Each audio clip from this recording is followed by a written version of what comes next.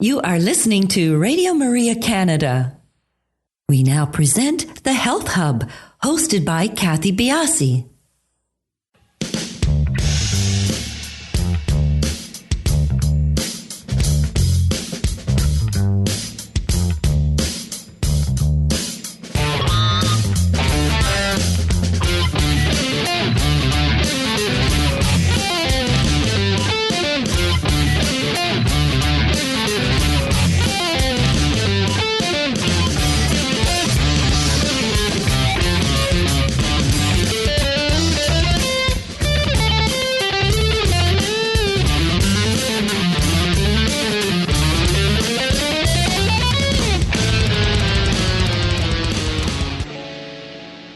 Welcome to the Health Hub on Radio Maria Canada, exploring cutting-edge health and wellness information and therapies, helping you to take your health to the next level. I am your host, Kathy Biasi, and I am an holistic nutritionist and a professional cancer coach. Inflammation is a topic that we have covered extensively on many of our shows on the Health Hub. And today's show, we will be talking about turmeric and using it to reduce inflammation and increase longevity with our guest, Dr. Shivani Gupta. Turmeric, or Curcuma longa, is a flowering plant in the ginger family. The active ingredient in turmeric is a yellow compound called curcumin. Curcumin has been extensively studied with over 19,000 PubMed citations and over 400 clinical studies for various chronic illnesses. Dr. Shivani Gupta is an Ayurvedic practitioner and expert in fusing Eastern and Western practices that help our bodies achieve equilibrium. She completed her master's in Ayurvedic Sciences and her PhD on turmeric. Inflammation is a root cause for many health issues in our lives, and we have the power to overcome it. Her passion is teaching at-home remedies to reduce inflammation naturally. That will help you enjoy more energy, less brain fog, less pain, and ultimately achieve vibrant health. Dr. Shivani Gupta has practiced Ayurvedic medicine for over 20 years, and her approach is to show you the tools in your toolkit so you can reach for them every time you need them. She is also the founder of Fusionary Formulas, an Ayurvedic company that helps people with inflammation and pain. This is a lot of good information on turmeric. If you've ever had any sort of query into it, wanted to learn more about it and its application, we talk about how turmeric is so effective for reducing inflammation, how reducing inflammation can increase longevity, how to choose a good turmeric supplement, and lots of other things in and around this topic. So do stay tuned with us. We will be back in just a few minutes to talk with Dr. Gupta. You are listening to Radio Maria Canada. We now continue with the program, The Health Hub, hosted by Kathy Biasi. Welcome back, everybody, to the Health Hub. Today's show has been recorded. No opportunity for calling in. Please do follow us on our social sites. We are on Instagram, Twitter, and Facebook. I guess I should change that to X now. And we are at the Health Hub RMC on all those locations. That's going to be I've said that for so long, I'm going to have to really write that down and look at it. Anyways, Dr. Shivani Gupta, welcome to our show. Thank you. Thanks for having me. Well, in talking about how we wanted to get so much information that is stored in your brain out to people. The major topic that we're going to be covering today is inflammation, and you're hitting this through the Ayurvedic medicine pathway. How did this all come about to you in your journey, in your history, in all of it to bring you to where you are today? Sure. So I grew up in the typical immigrant American family. My parents came from India and they sought out the American dream. And growing up, we'd go home to India to see my grandparents, my cousins, my family. And every time we went to India, I would see so much tragedy. People were suffering from diabetes, heart disease, Parkinson's. And as time progressed through high school, it got more tragic. And I thought to myself, something's wrong here. Not only do I feel like I have no immune system and I get sick every month and the doctor keeps giving me antibiotics and something's not working, every time I go to India, I can kind of see my future. My future is that this is going to happen to my parents, and then this is going to happen to me. This must be like, this is my genetics. And so it really set me on a path of discovery. And finally, once when I was sick in India, I looked around and I told my parents, you know what? I think we're in the land of yoga and Ayurveda. And I think all these drugs aren't working for me, and we need to find another way. And when I opened up the treasure chest of Ayurveda and studied under the gurus in India, I was like, wow, we need to really address inflammation. We need to use these super spices for our health. We need to adopt a different healthy lifestyle if we want to even survive and thrive in this lifetime that we have. Well, how did you tie, this huge topic of inflammation to your particular health concerns? Well, I learned that diabetes is caused by inflammation, by obesity, by stress, by not exercising. It's a lifestyle disease. And when I learned that, I thought, what is inflammation? I don't even understand what that is. And when I finally started researching and understanding it, I realized, wow, inflammation is multifactorial, but the life we have in modern day times, at least in the West and most of the world, it's set up to inflame us. And so it's almost like an active role we have to take in our health just to prevent inflammation, just so that I could prevent disease. And in my case, more especially diabetes. There are, on this show, we've had over 300 shows. So many of them have this underlying concept of reducing inflammation. I mean, even when I work with my clients, it's about reducing inflammation. So when it comes to your practice and to your beliefs, how does the Ayurvedic pathway maybe differ or encompass more than what we see even in traditional integrative medicine? Sure. So Ayurveda is an ancient system of medicine from India, and it's over 5,000 years old. And within Ayurveda, we have so many different modalities or areas that we reach into, like circadian rhythm. We reach into detoxing. We teach so much about gut health and the importance of the gut digestive fire being the center of all health. Our goal is to bring body, mind, and spirit into alignment. We teach about living in flow and going downhill or downriver, downstream, and living an easier way of life rather than fighting upstream every day. And so in Ayurveda, that obsession with gut health, making gut health the central tenet, is one key way.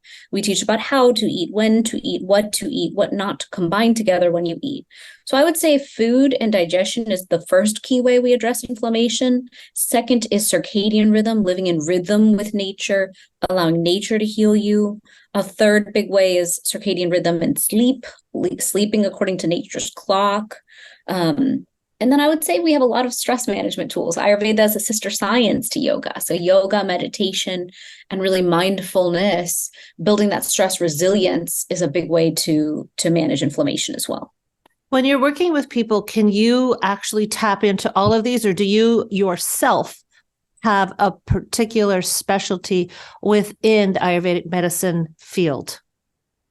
So I like to work with people who are suffering from inflammation or autoimmune conditions who aren't getting the answers they want from the traditional route.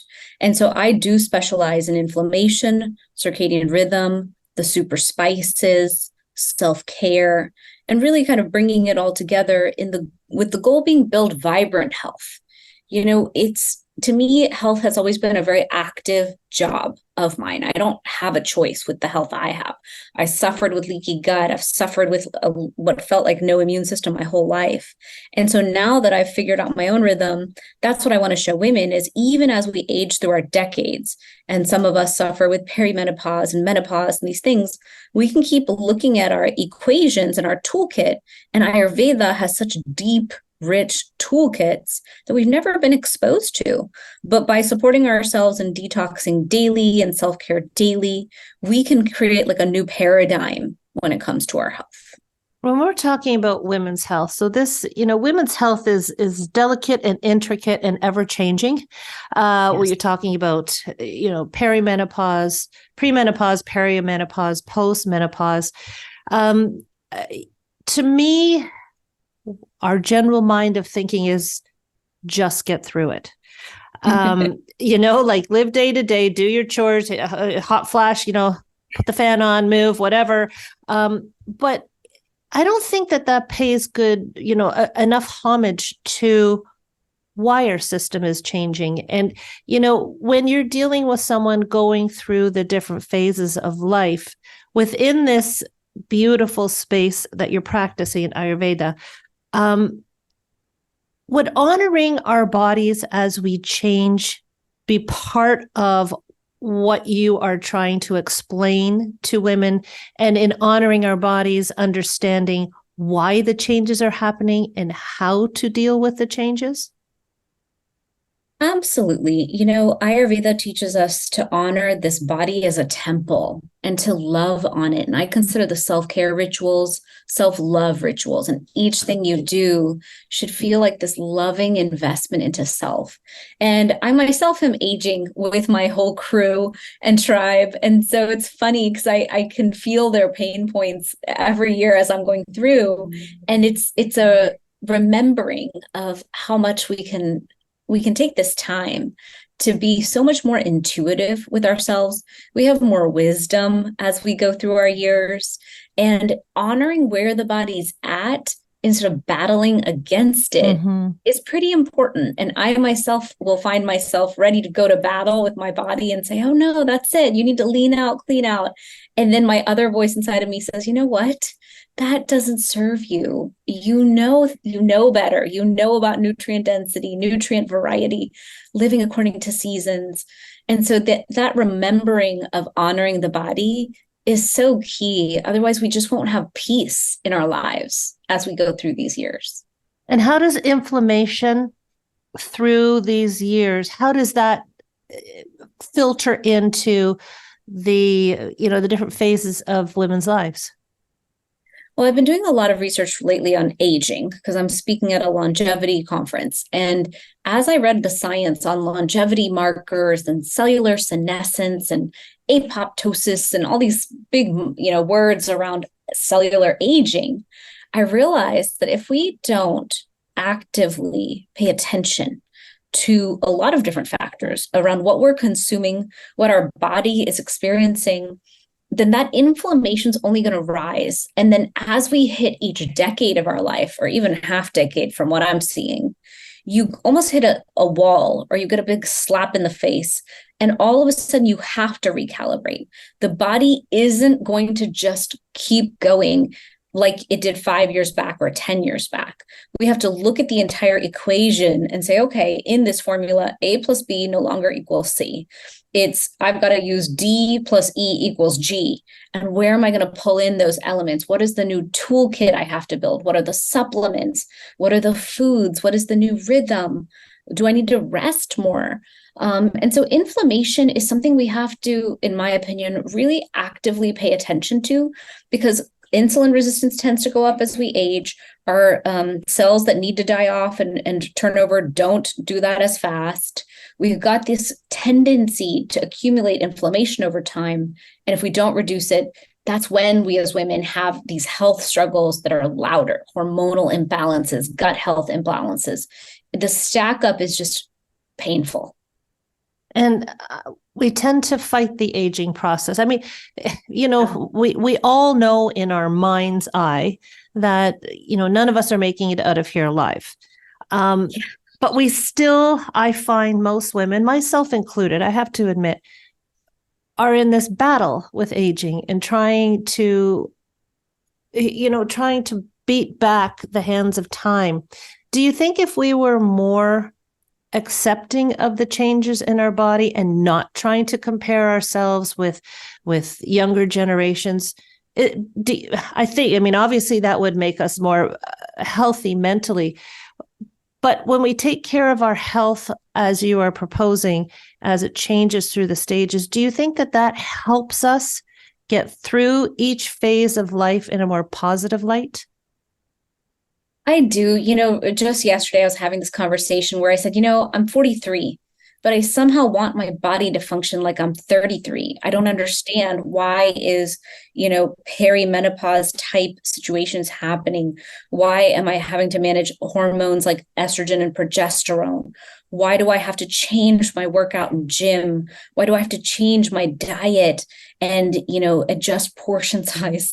Why do I have to, it's so much that I can just imagine that as we're going through each decade, it's almost like we're trying to be gladiators and de-age our chronological age hard and fast.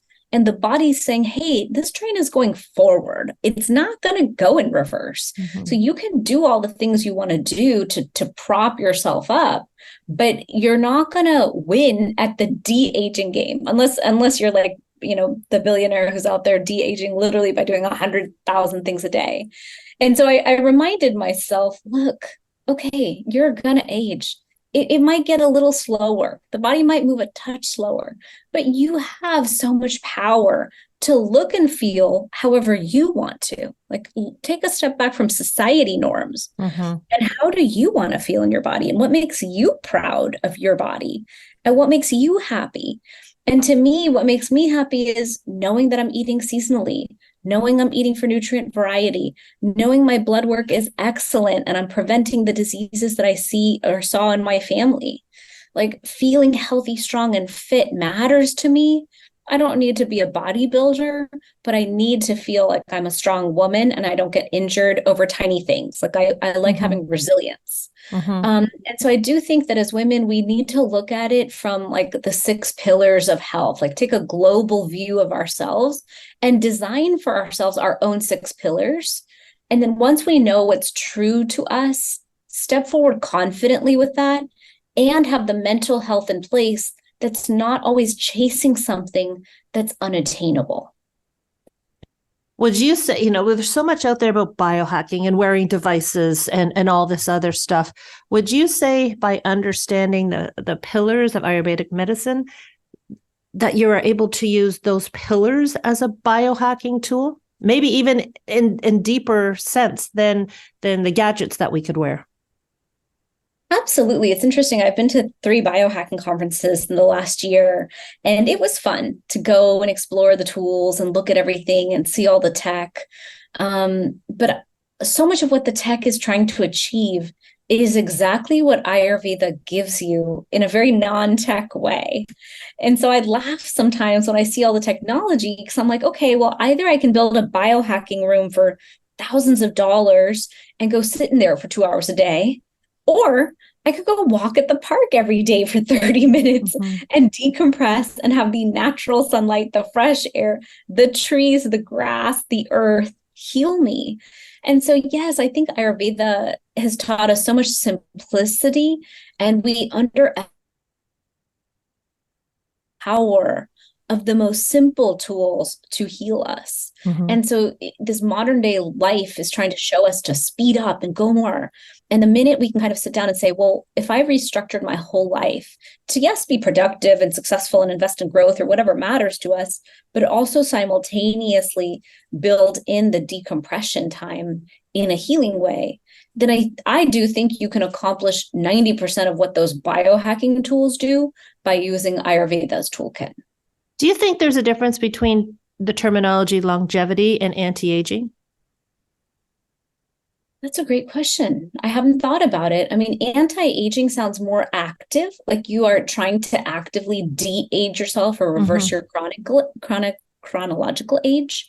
Longevity feels like the investment in higher quality mm-hmm. of life through all the years that you have. And I'm definitely of the school of thought that I want to live a long life, but I only want to live it if the quality of life is amazing and I get to be vibrant and I get to be a change maker and enjoy this life. I think so much of what we're doing is investing in health at the expense of taking out all the joy. Exactly what I was going to circle back to. I think there's a very big difference. This is just my personal opinion between someone who is striving for longevity and someone who is after anti-aging. And I think, when you can tune into your body as you are trying to teach people to do, you are on this path to longevity where, from birth to our exit, things are always changing and our body is giving us signs and symptoms. And the more that we can understand them, the healthier and the longer life we'll have. So I think there is a big difference. Now, before we end this segment, because I wanted to get into this a little bit earlier, I wanted to segue into your passion and your PhD in turmeric. What brought you onto this herb spice of all the other ones that can be included in diet or have very high potent medicinal qualities?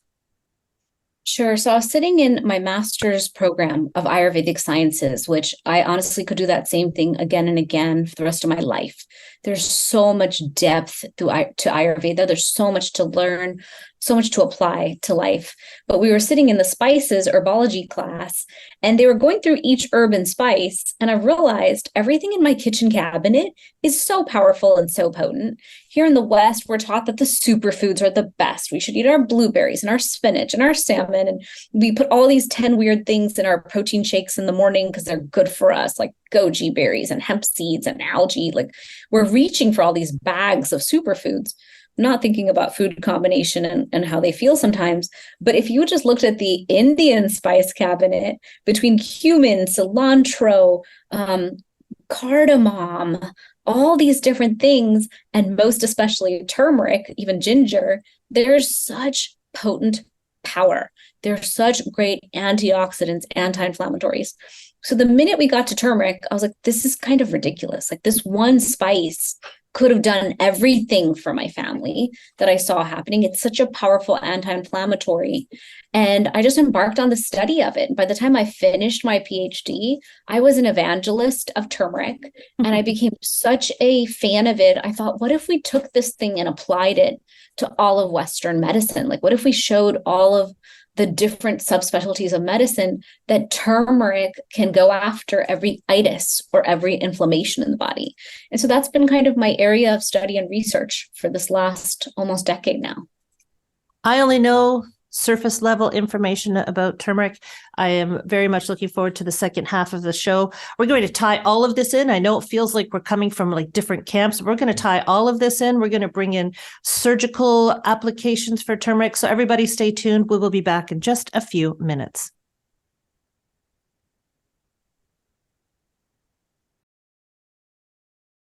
You are listening to The Health Hub here on Radio Maria Canada. A Catholic voice wherever you are.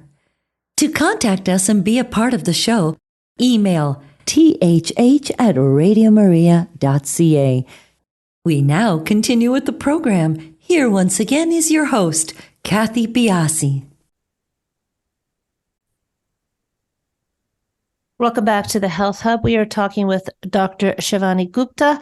Shivani, let's talk about turmeric. Give us the highlights of what, the medicinal qualities of it, what we should be looking for in a good supplement. And then let's tie it back to inflammation. And I would like to talk about surgery because that's sort of something that's really, important to me at the moment. Sure. So turmeric is such a powerful spice. We talk about superfoods, but I really think that the ultimate superfood is turmeric. Turmeric is anti-inflammatory. It's antioxidant. Not only does it have antioxidant properties, but it goes after oxidation in the body and prevents it. So it's like a preventer of future oxidation, which I like that aspect a lot. Because when we talk about aging, which is a natural process of the body, it's going to go after the things that make us feel like we're aging and reduce those symptoms and those issues as well. It's a very powerful antiviral, which I use it a lot for that purpose as my powerful immune support.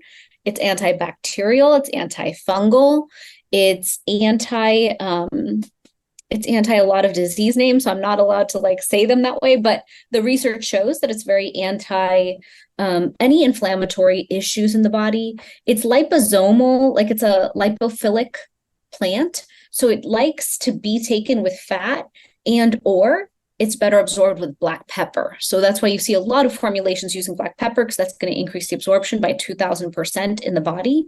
And there's so much to curcumin. It helps with cellular senescence, autophagy, apoptosis. All these big words basically mean all the cells in our body that are supposed to die off and clear out of the way that process slows down as we age, and curcumin will go in there and clean house. It's also anti-obesity, so it reduces inflammation, which helps us with our metabolic syndromes, which is another big issue as we age. It helps with insulin resistance. I mean, truly, when I read the science, it always just shocks me how much turmeric can do for us. Okay, so let's back up and just clarify something. We cross paths between turmeric and curcumin. Curcumin Yes. is the active ingredient in turmeric. And is this what we're looking for? Yes. So out of the entire turmeric plant, a lot of people buy it fresh and juice it. When you dry it into a spice, it's becoming that much more potent and concentrated. When you have the spice, only 3% of it is the curcuminoids. There's 3 curcuminoids that we've studied the most that we know are so powerful, and we will find more science over time. Out of those 3 curcuminoids, the one curcumin is the most effective at reducing inflammation. And so when we look at the supplement world out there, a lot of times they're just giving you turmeric powder. They put on the label curcuma longa. That's the plant name.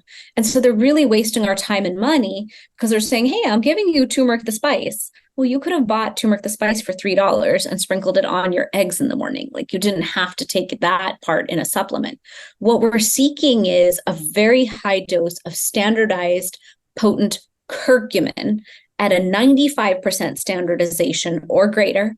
And that's what's going to drive the result when you want a potent therapeutic result in the body. Are there different types of turmeric out there? Or what should we be looking for in a supplement?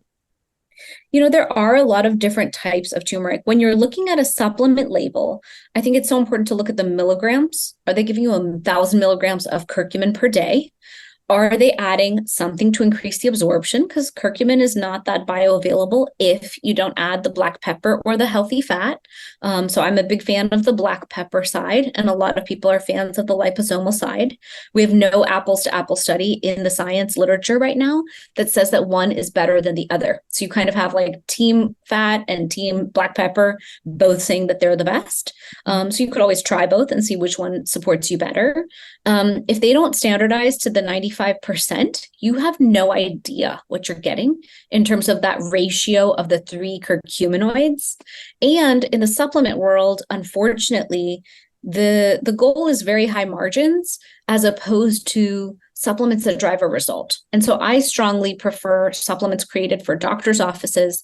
There's a lot of supplement companies that are built for functional medicine who are really driving a potent result. And those practitioner lines are there, and the practitioners know what works and what doesn't. So you can't really play a game there. If you're not going to drive a result, you're not going to be recommended to the patients. But those are kind of the key pieces. And then really going with a company you trust. The other big issue is most supplements are made by multinational global companies who aren't as focused on therapeutic doses. They're more focused on manufacturing the cheapest product they can. Got it. Now, let's get into, so I would like you to introduce the supplement that you have created, the company name, and why you feel yours is tops on the market. Sure. So about 8 years ago, when I finished my PhD on turmeric, I was such an evangelist, and my family looked at me and said, if you're going to tell everyone to take turmeric for everything, you should just make your own.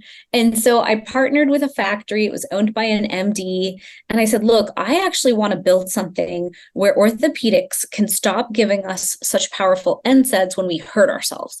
Because I'd had this experience of throwing out my back and also having plantar fasciitis. And every time when I took the NSAIDs 24 hours a day for 7 to 10 days, the side effects were horrible, like stomach aches and everything. And so I said, I just want to be able to prove that turmeric from Ayurveda is as effective. And so that's what I sought out to do. And I went and I traveled and I sourced this very potent form of curcumin. It's 95%. Our ratios of our curcumin to other curcuminoids is very accurate and very potent. So I source out of India, I manufacture in the US, and the supplement company I created is called Fusionary Formulas. And I made it truly to show practitioners across the board that they have a different choice, that we could offer the patient something natural. And of course, pharmaceuticals are wonderful. I use them when needed. They do the job. They're very effective. But many of us can't tolerate every single pharmaceutical. And many of us want to come off those solutions and move into natural solutions faster. And so I've been able to prove over these 8 years in orthopedics that they can cut their opioid use in half when they use it. I've been able to prove that people can come off of NSAIDs and take it. And so I usually work with functional medicine, primary care, rheumatology, orthopedics, and chiropractic. When we talk about orthopedics, you were talking about plantar fasciitis, you hurt your back. Those are non-surgical procedures, but how have you had success? But can you tell us how you've had success going beyond into the surgical field, how application and usage of turmeric and the curcuminoids have helped people come off of opioids, painkillers more readily than if not on turmeric? Sure. So I've worked very closely with orthopedics over the 8 years because my main first target was orthopedics. And my orthopedic surgeons have patients who, have that chronic osteoarthritis in their knees, that chronic joint pain. Many of them eventually need joint replacements, partial knee, total knee. And so when the patients go for surgery, the physicians have now added to their surgical notes, the post-op notes, you can start on what we give you, whatever we prescribe. And as soon as you are ready, start taking the turmeric supplements. And then as soon as you're ready, you can come off the pharmaceutical and see when that turmeric supplement will hold you at pain-free, because we know that opioids are going to be constipating. They can lead to addiction. So a lot of times the patient is walking in knowing these issues and wants to come off that solution faster. So that's how we were able to prove, because if you look at the metrics, this given orthopedic practice here in South Florida has cut their opioid use in half out of the practice. And that's an important metric because we're dealing with a world where people are going to need surgeries. We have traumas, we have issues. But if we all knew we had a natural pharmacy, I call it FARM, pharmacy at home, we could constantly reach to it for support. And it's going to be anti-inflammatory. It's going to increase blood flow in the body, increase healing, get to the root cause of inflammation, not just masking the pain and masking the pathways. And thus, we're going to have a better result. And so I've been speaking at plastic surgery conferences, surgical conferences, and the doctors tell me now, hey, we actually want to give our patients less medication. We want them to have better outcomes. And that's why we're interested in this. Let's talk about pre-surgical use of turmeric. I think it's an important thing to discuss. We can't just blanket say everybody take this. What are some of the considerations of pre-surgical applications of turmeric? So turmeric is a vasodilator. It is going to thin the blood. It is going to be a blood thinner in the body. And it's also an anticoagulant. So you have to be careful. You should not take turmeric, at least a potent turmeric supplement, if you're on a blood thinner. All of my physicians know to keep an eye on that. Most of my surgeons look at it and say, you know what, we're going to come off turmeric 7 days before if they want to be cautious. Some of them go as close to 3 days, but I think that's a little cavalier. So usually 7 days before they're saying, patient, please come off the turmeric and pretty much all supplements, which is standard to ask the patients to come off of everything that they're taking. And then post-op, they wait a week as well because it can have that blood thinning effect. Okay. So let's circle back to what we were discussing first half, aging, longevity. Is turmeric something, it's targeted for what you're using here in the orthopedic space and surgical spaces, but is this something you would recommend on the daily for longevity, for women's health? Is it a supplement that should be taken as part of your everyday routine? I firmly believe that because I do believe that we are living in an inflammatory world. We're living in a world that's not on purpose, but it's doing a great job of inflaming us on all levels. And so, yes, I think a daily preventive and a daily action plan, almost like a battle plan, is pretty important. Most of us need to be taking our D. Most of us need to be taking other supplements to keep our health up. And I think turmeric is that powerful, to me, it's like a multivitamin. I take it every day, no matter what. Everything else to me is optional because I want every system in my body working well. And then I reach into turmeric formulations. Like I made one called inflammation relief. If I hurt myself or I'm inflamed or I eat something wrong in a restaurant, anytime I can feel my system reacting, I'll take that additionally to cool things down, almost like a painkiller to support the body. So it just depends on where you're at. And different dosages, is that the main difference?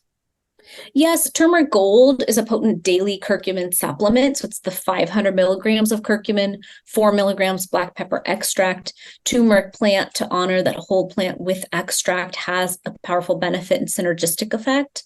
And when I designed inflammation relief, I wanted to see, could I convince everyone to use a true classic Ayurvedic formula because it's more of a symphony of herbs that gets the job done. It's more honoring how Mother Nature designs things. So it's curcumin, but it's boswellia, dry ginger, amla, and that fusion together is what creates that more, I wouldn't say more powerful, but a different approach to inflammation. And then what we've seen over the last 8 years is everyone takes both for their chronic joint pain. And so what I am most successful at is helping people with their chronic joint pain. Rheumatoid arthritis and so forth? Exactly. The chronic joint pain that takes away your function and keeps you less mobile. It's just so important that we stay mobile, we stay moving. Again, because otherwise we're going to get inflamed and obese and then cause all the horrible diseases we don't want to have. Mm-hmm. Yeah, I can think of someone right off the top of my head who would be very, benefit a lot. So we're talking different dosages with the different applications, basically. Correct. Different dosages and different formulations with different ingredients. There's so much we can do with turmeric. I could create 10 formulas with turmeric. One would be more joint pain focused. One would be sleep focused. There's just so many applications. Sleep focused? I've never heard turmeric. Sleep focused? I've never heard turmeric in that space. Yeah, in the sense that it's adaptogenic. It eases the body. It's going to go in there and reduce that inflammation systemically. It does so much that I can see it used across the board for everything. Interesting. Do you know of any medications that turmeric is contraindicated for within any of the health diseases or just common medications? We know it for blood thinners the most. I haven't seen any science contraindicating anything else. None at all. Not that I've read. I have seen that if people have kidney stones, they need to be weary. And that's it. What about certain cancer medications? Have you heard anything about that? Some of the hormonal medications? Good question. I have seen it to be very effective with certain cancer medications. Like I've read that side of it. Mm-hmm. And then I haven't read the negative side. But okay. I'm sure it exists. I'm sure if I dug deep enough, I could find it. We do have to be aware when we take supplements. Right. So someone should be discussing with someone who's in the know before jumping onto a supplement like this. Sure. Or do some research yourself. Like all you have to do is go into Google Scholar and type your drug name against curcumin. Because in my opinion, based on all the research I did, and I'm in the science in PubMed and in clinicaltrials.gov, every other weekend of my life building presentations for medical conferences. If you search and it's not there, it's fine because curcumin is one of those very universal, easily absorbed. I'm even in a study right now where we're trying to understand why is it so well received on so many receptors? Why is it just, it's kind of shocking sometimes to me why it's so well received by the body. So we're researching that. But yes, I think everyone should have some caution when it comes to their supplementation and pay attention and do your regular blood work. Your blood work is your diagnostic. I know my D levels, cholesterol levels, omega-3 levels. So I can tell you very clearly when I'm more inflamed or less inflamed because I have that metric for my personal body. Yeah, I think blood work is a very important thing for people to do at least twice a year. Exactly. Where can people find out more about you, your products that are, do you ship to Canada? That's one question I should ask. That's a good question. We do ship to Canada. We have a distributor now who allows us to ship all over the world. My websites are shivanigupta.com, ShivanIGupta. My supplement company is Fusionary Formulas, Fusionary, formulas.com. And then we are on Instagram by those names and all the social media channels, YouTube as well. Yeah, and then I created a special code for your followers. Oh, excellent. Okay. It's the Health Hub equals 15% off for your listeners. Okay. All right. I will put that in the show notes. If you could send that to me, that would be awesome. Sure. I have just a quick question before we go. Your seminar on longevity, is turmeric sort of the key piece in this, or is it the inflammation side? The whole conference is on longevity. It'll be in Vegas. It's called A4M. And my talk is on curcumin for longevity from Ayurveda. And I'm only presenting on curcumin science. And it is fascinating to me. I completely nerd out on the science. I lose whole weekends because instead of building my presentation, I'm just reading, consuming, and digesting. And every time I just leave with my jaw dropped. And I'm like, if we just took this one spice, we would have a different life. And so that's why I'm so passionate about it. And I appreciate you giving me the space to share about this super spice that can help everyone. Well, thank you for joining us. It's been a very informative show. I love to learn about products like this. Adding a supplement to your daily routine is not that difficult, but it is really interesting how this particular supplement, how a plant, a spice, is just so pervasively healthy. So thank you so much for sharing all of your information, and good luck at your conference. Thank you. Thanks so much. Everybody, we will talk to you next week on The Health Hub.